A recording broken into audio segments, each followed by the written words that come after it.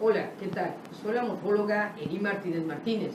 En esta ocasión vamos a describir el bloque visceral de la región abdominal, que corresponde en su mayoría al aparato digestivo. Como te he platicado, la descripción anatómica se realiza con el objetivo de tener un material visual para tu aprendizaje en anatomía. Por lo tanto, solicito que este material sea utilizado con debida ética y profesionalismo, para que pueda ser nada más empleado en tu aprendizaje médico. A continuación vamos a dar inicio a la descripción de dichos órganos. Vamos a dar inicio a la descripción del bloque visceral. Como podemos observar en la porción superior vemos al esófago.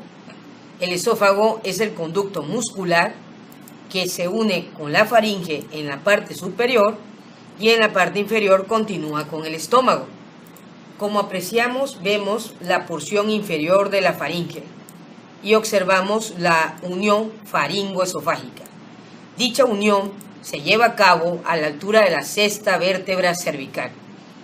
Entonces podemos ver parte del esófago cervical, que mide de 4 a 5 centímetros aproximadamente, el esófago torácico, que tiene una medida de 18 a 20 centímetros, y vamos a introducir la guía a la luz del esófago. Te debo de acordar que el esófago, su luz se encuentra cerrada. Solamente se abre cuando el bolo alimenticio desciende a través de este órgano. Podemos observar la vascularización del esófago y te recuerdo que el esófago permite el descenso de los nervios vagos. El nervio vago izquierdo desciende por la cara anterior del esófago y el nervio vago derecho por la cara posterior. Este órgano se relaciona sobre todo con el descenso de la aorta, por lo tanto la aorta lo desplaza hacia el lado derecho. Y también podemos identificar el orificio esofágico. Dicho orificio esofágico se encuentra en el diafragma y permite la entrada del esófago torácico para convertirse en esófago abdominal. Otra estructura que podemos observar es el diafragma. Vemos el hemidiafragma derecho y hemidiafragma izquierdo. Observamos la dirección de las fibras periféricas del diafragma, así como el centro frénico, lugar donde va a descansar la base del pericardio y se va a unir a este sitio a través del ligamento pericárdico frénico.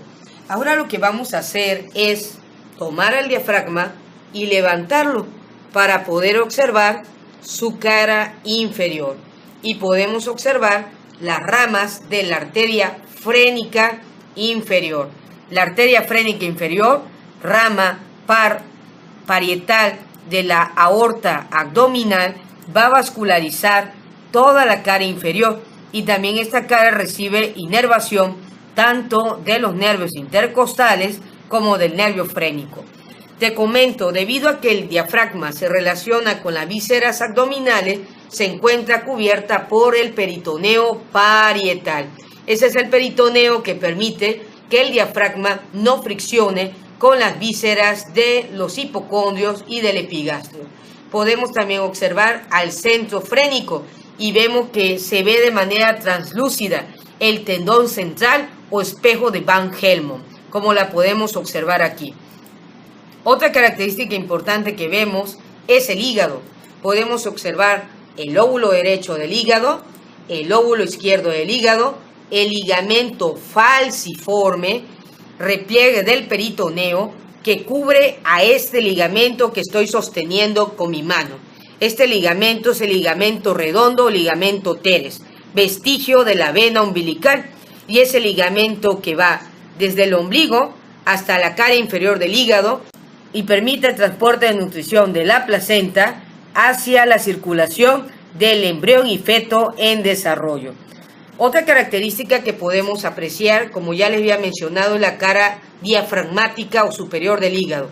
Vemos el extremo derecho del hígado, el extremo izquierdo del hígado, la porción anterior, la porción media y la porción posterior.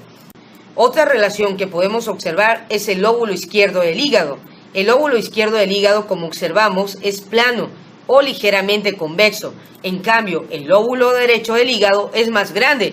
Por eso, el diafragma se adapta a la convexidad de este órgano, como lo podemos apreciar aquí. Retiramos dicho diafragma en su cara inferior y vemos al estómago. El estómago se une con el esófago en la porción abdominal. Y el estómago le vamos a estudiar fondo, cuerpo, antro pilórico y píloro. Levantamos brevemente al hígado en su cara visceral y vemos al píloro. Si podemos apreciar al píloro, lo podemos palpar. Y cuando palpamos al píloro, podemos apreciar que se puede tocar su músculo liso circular y por lo tanto es una porción dura. Prácticamente, algunos libros lo denomina el botón pilórico. Y podemos palpar también la primera porción del duodeno, la ampolla duodenal, aquella ampolla que se une con el ligamento hepatoduodenal. Retiramos al ligamento redondo, que está cubierto por el ligamento falciforme. Vemos en el fondo el ligamento hepatoduodenal, aquel ligamento que transporta la tríada portal extrahepática, conducto colédoco, vena porta y arteria hepática propiamente dicha. También apreciamos un ligamento, el ligamento hepatocólico, que es aquel que va a unir parte del colon transverso hacia el hígado. También apreciamos la vesícula biliar, que se encuentra en su fosa cística, que esta fosa cística no está cubierta por peritoneo, porque el peritoneo cubre a la vesícula biliar. Observamos la cara visceral del lóbulo del lado derecho y la cara visceral del lóbulo del lado izquierdo.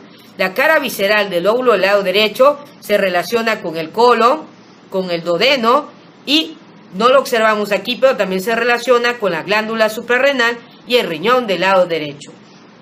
Siguiendo con la descripción del estómago, vemos parte del omento menor. El omento menor también se llama ligamento gastrohepático.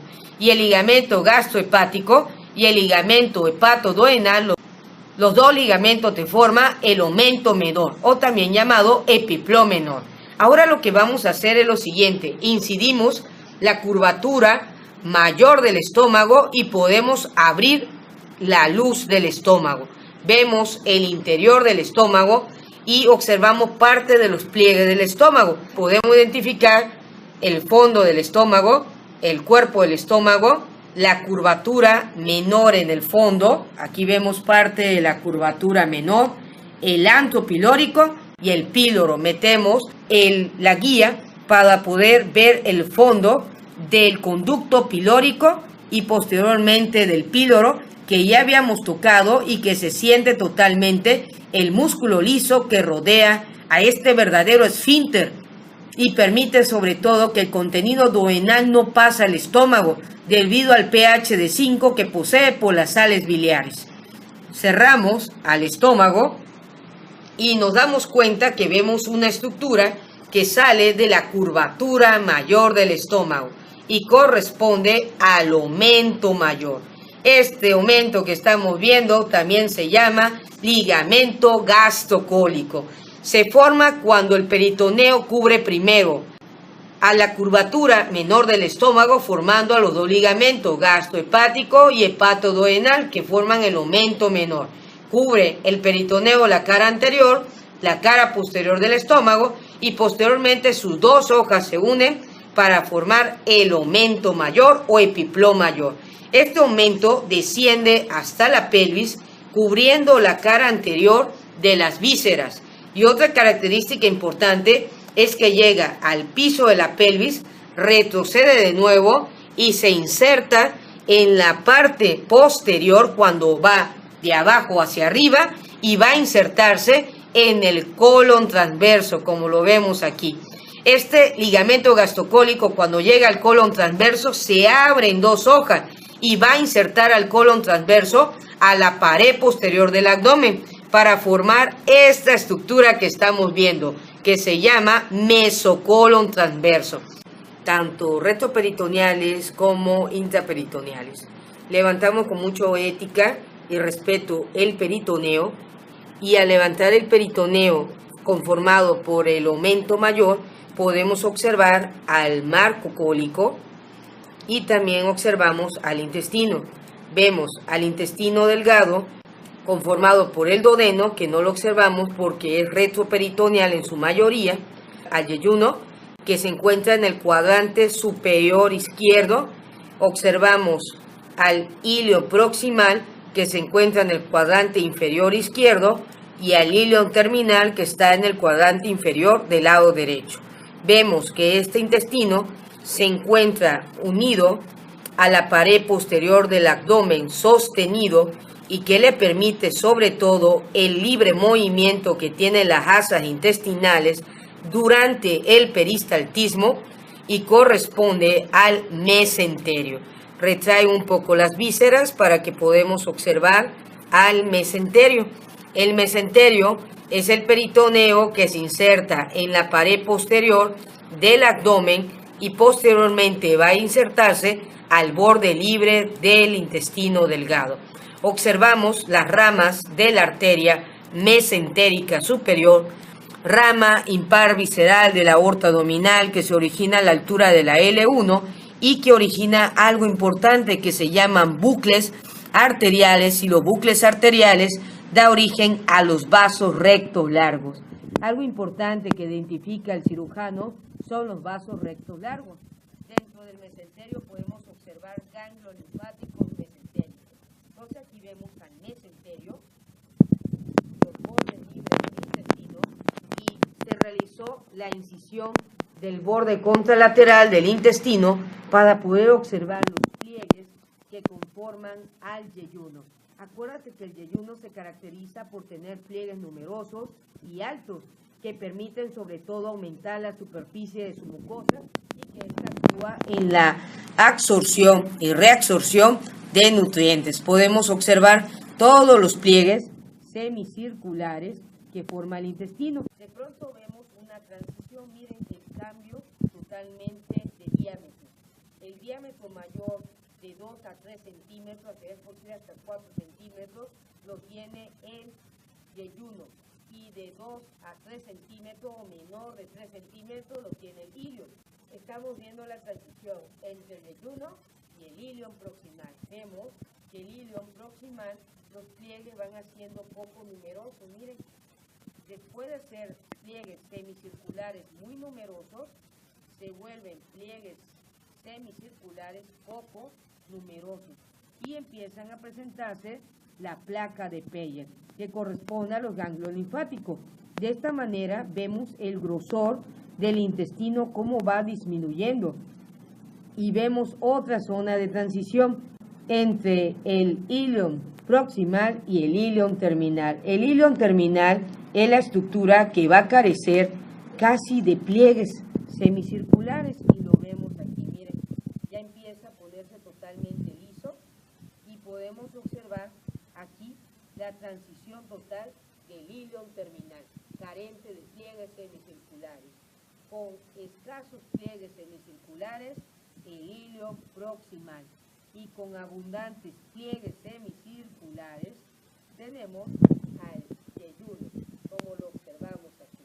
Otra característica que tenemos del yeyuno, como ya había mencionado, era sus vasos rectos, y con respecto al ilion se va a poder identificar igual las ramas de la arteria mesentérica superior, que corresponde a las 11 ramas intestinales. Los vasos del ilion se van haciendo cortos y se llaman vasos rectos cortos. También en un intestino de una persona que se encuentra viva, el yeyuno tiene mayor vascularización y el ilion disminuye su vascularización. No quiere decir que se prive de oxigenación y por lo tanto esto permite que el yeyuno sea más rosado y el ilion sea ligeramente pálido. Vamos a identificar ahora la unión iliocecal y podemos observar aquí, médicos. Miren, esta que identificamos aquí, todo esto es mesenterio, para no equivocarnos.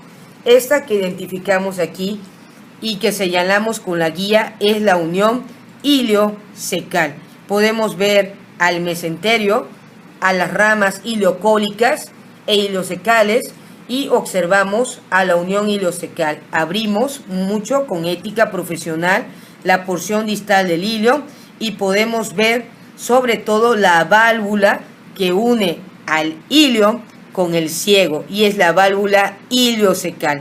Dicha válvula tiene un frenillo superior, un frenillo inferior y esta válvula permite controlar el paso del contenido del ilio al ciego. Observamos que ya se encuentra abierto el ciego y el ciego es una bolsita de 7 a 8 centímetros tanto transversalmente como longitudinalmente y que llega hasta la unión iliocecal. De la guía que estoy señalando hacia la parte inferior, esto es ciego. Quiere decir que va de aquí al ciego hacia la parte inferior. Ya arriba de la unión iliocecal ya no es ciego, se llama colon ascendente. Vemos al ciego en su interior, ahora vamos a cerrar el ciego para ver su exterior y podemos observar que el ciego tiene austras, que es característico del intestino grueso, también presenta apéndices epiploicos y va a presentar algo importante, las tenias. Las tenias que tiene el intestino se divide en tres: tenia cólica anterior, tenia cólica posterolateral y tenia cólica posteromedial. Vemos la cara posterior del ciego y su relación con el mesenterio. También podemos observar ganglios linfáticos, miren, mesentérico, como este ganglio que estamos observando aquí, y observamos prácticamente las ramificaciones de las arterias intestinales y cólicas del lado derecho. Vamos a observar también que en la parte posteromedial vemos al apéndice cecal.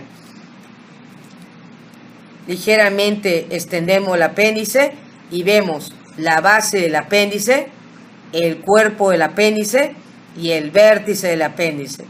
Y podemos identificar el mesoapéndice, repliegue de peritoneo que permite la movilidad de este órgano. El apéndice tiene como función la vigilancia inmunológica del ciego debido a la abundante bacteria. Vemos el mesoapéndice y observen que en el borde libre del mesoapéndice podemos apreciar la arteria apendicular. Observamos entonces el ciego, el colon ascendente, el colon transverso. Vemos el interior del colon ascendente, vemos el interior del colon transverso y observamos su austras, sus pliegues y toda la distribución del colon transverso. Una característica, el colon transverso, cuando tenemos colon ascendente y cambia a colon transverso, forma el ángulo hepático o la flexura cólica derecha. Y vemos aquí el ligamento hepatocólico que sostiene a dicho ángulo. Vemos al colon transverso, las austras, las tenias, el peritoneo que corresponde al ligamento gastrocólico, la pared libre, abrimos el interior y vemos los pliegues circulares del colon transverso. Y observamos que el diámetro del colon transverso va disminuyendo. Acuérdate que la arteria mesentérica superior solamente va a irrigar los 2/3 proximales del colon transverso. Y lógico, empieza a irrigar el páncreas, el duodeno, el yeyuno, el ilio, el ciego, el apéndice y el colon ascendente. Vemos cómo el colon va disminuyendo su calibre y observamos aquí a otro ángulo, al ángulo esplénico o flexura cólica izquierda. Se va a continuar el colon transverso con el colon descendente. Abrimos el colon descendente con mucha ética. Vemos el interior del colon descendente. Vemos las austras que corresponde a los saquitos que están en el interior, a los pliegues que algunos autores le dicen semilunares y otros circulares. En la parte posterior vemos la tenia y una característica que tiene 15 centímetros del colon sigmoides, las tenias desaparecen. Sin embargo, las tenias las podemos encontrar en la base del apéndice cecal. Por eso, una pregunta que nos haríamos sería, ¿cómo puedo identificar o cómo puedo localizar el apéndice? Fácil, siguen las tenias y van a encontrar la base del apéndice, sobre todo durante los procesos inflamatorios de este órgano. Continuando con lo que estábamos describiendo, vemos el colon descendente, observamos el colon sigmoides que tiene forma de una S alargada vemos el mesocolon sigmoides y que posee sobre todo la arteria sigmoidea, rama de la arteria mesentérica inferior, rama impar visceral de la aorta abdominal que se origina a la altura de la L3. Entonces, colon descendente, colon sigmoides, y el colon sigmoides se continúa con una estructura que se llama el recto. El recto se continúa con el conducto anal. El conducto anal se continúa con el ano, que es regulado por dos esfínteres, un esfínter externo voluntario y un esfínter interno voluntario. Podemos observar la diferencia de los pliegues semicirculares y de la mucosa con respecto al recto, a la ampolla anal, al colon sigmoides, al colon ascendente y al colon transverso. Observamos al mesenterio y al mesocolon sigmoides y las arterias y venas sigmoideas. También apreciamos al mesocolon transverso. Entonces, ¿cuáles son los tres órganos del marco cólico que tiene meso? Uno ya lo vimos, corresponde al mesoapéndice. El otro corresponde al mesocolon transverso. Y por último tenemos al mesocolon sigmoides. Ahora vamos a describir la parte posterior. A continuación vamos a describir el retroperitoneo. ¿Qué es el retroperitoneo? Son aquellas estructuras que se encuentran por detrás del peritoneo parietal, como lo estamos observando. Vamos a empezar de la porción proximal a la porción distal. Lo que nos llama la atención aquí corresponde a la aorta abdominal. Vemos a la aorta abdominal, donde está originando las arterias frénicas inferiores. Descendemos por la aorta abdominal y vemos que la aorta abdominal origina a la arteria renal del lado derecho y a la arteria renal del lado izquierdo. ¿Cómo sé que es la arteria renal del lado derecho? Porque es la arteria más larga, debido a que la aorta se encuentra hacia el lado izquierdo. Podemos observar que este bloque visceral posee doble arteria renal superior y arteria renal inferior. Y aquí podemos ver parte de la arteria suprarrenal. Otra estructura que podemos ver en el retroperitoneo, por lógico, es el peritoneo parietal, que se encuentra aquí. También podemos identificar en los polos superiores de los riñones, identificamos a la glándula suprarrenal. La glándula suprarrenal del lado derecho tiene forma triangular. Vemos el triángulo, aquí está el vértice y esto corresponde a la base. Estas glándulas se encuentran dentro de su propia celda suprarrenal y observamos que la glándula suprarrenal del lado izquierdo tiene forma semilunar, tiene forma de una boina que se localiza en el polo superior del riñón del lado izquierdo. Otra característica que vemos son las caras posteriores del riñón del lado derecho, riñón del lado izquierdo, y también podemos ver la última estructura del hilio renal, que corresponde a la pelvis renal. Observamos la pelvis renal del lado derecho y observamos la pelvis renal del lado izquierdo. La pelvis renal desciende y se continúa con el uréter. Vemos la porción retroperitoneal de los uréteres, uréter derecho y uréter izquierdo. Y observamos la unión urétero-pélvica, que corresponde parte de la estrechez del uréter, y también el uréter se estrecha cuando pasa por los grandes vasos, sobre todo por las arterias ilíacas. Del lado derecho de este bloque visceral observamos una vena importante, la vena cava inferior. Acordémonos que la vena cava inferior se origina a la altura de la quinta vértebra lumbar, cuando se une la vena ilíaca del lado derecho con la vena ilíaca del lado izquierdo, y de esa manera forma a la vena cava inferior. También observamos parte de la vena ilíaca interna y de la vena ilíaca externa, que ésta se va a originar por las venas femorales. Otra estructura que observamos y podemos identificar su descenso es la aorta abdominal. Vemos cómo originó las arterias renales y también podemos observar cómo origina las arterias lumbares. Esta arteria, cuando llega a la altura de la L4, una vértebra por arriba de la unión de las venas ilíacas, se va a bifurcar y va a originar a la arteria ilíaca común izquierda y a la arteria ilíaca común derecha. Ambas arterias se dividen y originan arteria ilíaca interna y arteria ilíaca externa del lado izquierdo, y podemos observar la arteria ilíaca común derecha que origina la arteria ilíaca externa y la arteria ilíaca interna, lógico, del lado derecho. También podemos observar que el retroperitoneo se relaciona sobre todo con la porción inferior de la pared posterior de los intestinos, sobre todo aquellos que no tienen meso. De esta forma hemos concluido la descripción de la porción posterior retroperitoneal. Ahora, con mucha ética, vamos a dar vuelta a este retroperitoneo para poder identificar las vísceras que se encuentran en la porción anterior. Como te habrás dado cuenta, este es otro bloque visceral. Por lo tanto, vamos a identificar las siguientes estructuras. Aquí podemos ver el estómago. Mire, médico, este es el estómago. Podemos identificar el fondo, el cuerpo, el antro pilórico y el píloro. Vemos aquí el píloro. Este píloro es diferente al píloro que tocamos hace rato. No se observa tanto su músculo liso. También podemos observar de este estómago la curvatura menor con el ligamento gastrohepático, y vemos a un ligamento importante, el ligamento hepatoduodenal.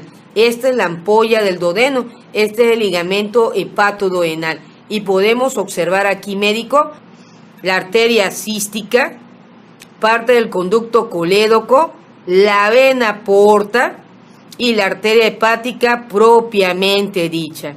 La arteria cística vasculariza la vesícula biliar y procede sobre todo de la arteria hepática derecha. Sin embargo, tiene sus variaciones anatómicas. El conducto colédoco lo formamos cuando unimos al conducto cístico con el conducto hepático común.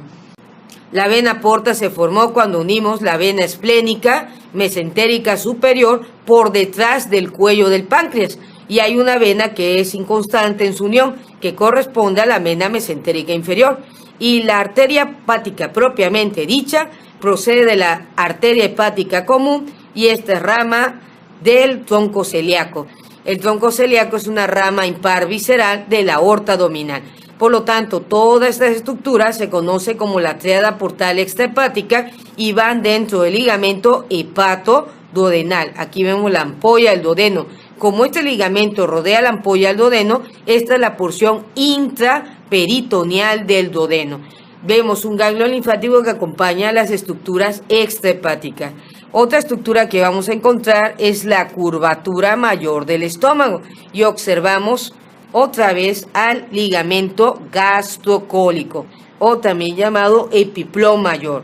Podemos observar otras estructuras que se encuentran en la curvatura menor del estómago, y estas corresponden a la aorta, a la vena cava inferior y al orificio del esófago. Este es la zona de unión entre el esófago y el estómago. Esta zona se llama cardias, y podemos introducir la guía hacia el interior del estómago. Levantando el omentón mayor, podemos observar al colon transverso. Levantando el colon transverso, podemos ver a la bolsa omental.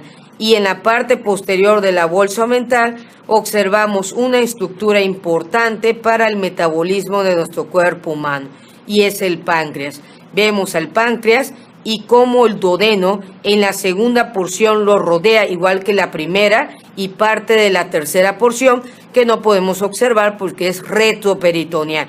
Y observamos la cabeza del páncreas, el cuello del páncreas, el proceso uncinado, cabeza, cuello, cuerpo y cola. Otra estructura importante que se encuentra a la altura de la cabeza del páncreas es la segunda porción del duodeno. Realizamos una incisión a esta porción y vemos el interior del duodeno. Y miren, aquí podemos identificar a la papila mayor de Santorini. Si meto la guía, aquí se encuentra la ampolla hepatopancreática, formada por el colédoco y el conducto pancreático principal de Wilson. Ustedes se preguntarán, yo pensé que la papila era muy pequeña. Sí, la papila es pequeña, el detalle es el siguiente. Desafortunadamente tuvo una compactación de un cálculo de tipo biliar y este cálculo dilató la papila convirtiéndola en un orificio. Y podemos de esta manera introducir la guía a la ampolla hepatopancreática. Entonces identificamos la luz del duodeno y sus pliegues de Kerkling, o también llamados pliegues semicirculares. Otra estructura que vamos a estudiar corresponde al yeyuno. Vemos las paredes del yeyuno y su inserción con el mesenterio. Observamos los vasos rectos largos, ramas intestinales de la mesentérica superior y identificamos desde el origen del yeyuno. Aquí estaría el ligamento de Treis. Aquí lo podemos ver. Este que estamos viendo es el ligamento de Treis, el ligamento que separa el intestino alto del intestino bajo, y dicho ligamento se inserta en el pilar derecho del diafragma y termina en el ángulo duodeno-yeyunal.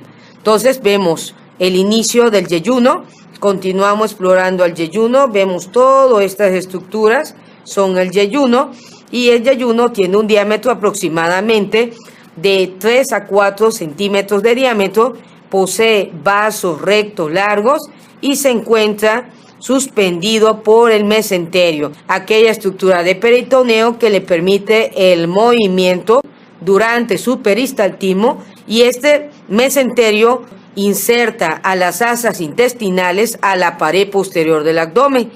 Seguimos la trayectoria del yeyuno y empezamos con el ilion. Vemos aquí al ilion. El diámetro del ilion definitivamente es menor con respecto al yeyuno y también se encuentra insertado por el mesenterio. Vemos este gran abanico que nos describen los libros de anatomía y corresponde al mesenterio. Entonces identificamos yeyuno, ilion proximal y vemos el ilion terminal. Como podemos observar y ya se ha mencionado, la identificación del ilion se debe sobre todo a localización anatómica de acuerdo a los cuadrantes, la identificación de los vasos rectos cortos, y podemos identificar la unión iliocecal. Vemos al ciego, observamos en la parte postero interna el apéndice unida con su mesoapéndice. Este apéndice que vemos es retroilial. Entonces observamos al ciego y vemos incidido el colon ascendente, el colon transverso, observamos sus austras, los saquitos, también vemos sus tenias, también vemos su apéndice epiploico, también observamos las tenias, las austras, los apéndices epiploico, y podemos observar el colon transverso, colon que mide 45 centímetros aproximadamente y que va del ángulo hepático al ángulo esplénico.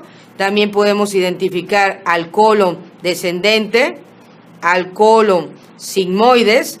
Observamos la luz de dicho colon y vemos a esta estructura que corresponde al mesocolon sigmoides, que se transparente a través de ella los vasos sigmoideos, rama de la arteria mesentérica inferior, y observamos la porción terminal del colon sigmoides y que se continúa con la porción distal del intestino grueso, que corresponde al recto, al conducto anal que estamos observando en este material biológico.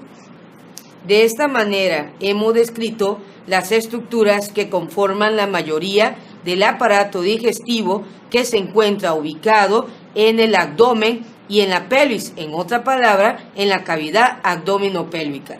Te recuerdo emplear este material didáctico con mucha ética para tu aprendizaje y sobre todo respetar al cadáver, al material biológico, porque es parte del aprendizaje y es parte de nuestra ética profesional y formación como médicos.